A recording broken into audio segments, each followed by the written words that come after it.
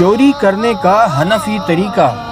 میٹھے میٹھے اسلامی بھائیوں، کتاب فتاوی عالمگیری جلد نمبر 3 کتاب السرقہ صفحہ 307 لکھا ہے، اگر ایک چور نے گھر کے اندر سے مال اٹھا کر باہر کی طرف پھینکا جہاں اس کا دوسرا ساتھی موجود تھا اور اس کے ساتھی نے وہ مال اٹھا لیا، امام اعظم ابو حنیفہ کے نزدیک ان دونوں میں سے کسی کا ہاتھ نہیں کاٹا جائے گا۔ اس کی وجہ یہ ہے کہ جس نے مال پھینکا اس نے مکمل طور پر باہر نہیں نکالا، اور جس نے باہر سے اٹھایا وہ خود حرز یعنی گھر کے اندر داخل نہیں ہوا۔ یعنی ایک اسلامی بھائی باہر کھڑے ہوئے دوسرے اسلامی بھائی کو مال پکڑا دے، اس طرح دونوں پر چوری کی حد بھی نہیں آئے گی اور دونوں کو چور بھی نہیں کہا جائے گا۔ ماشاءاللہ۔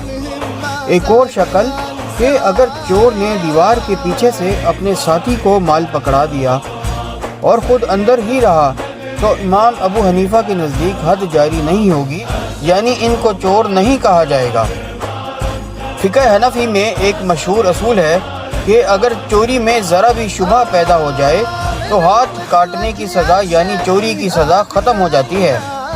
جیسے کسی نے اپنے قریبی رشتہ دار کے گھر چوری کی یا اگر سرکاری خزانے کی چوری کی، کیونکہ اس میں اس شخص کا بھی حق ہو سکتا ہے اور چوری ثابت کرنے کے لیے 2 عادل گواہ بھی ضروری ہیں۔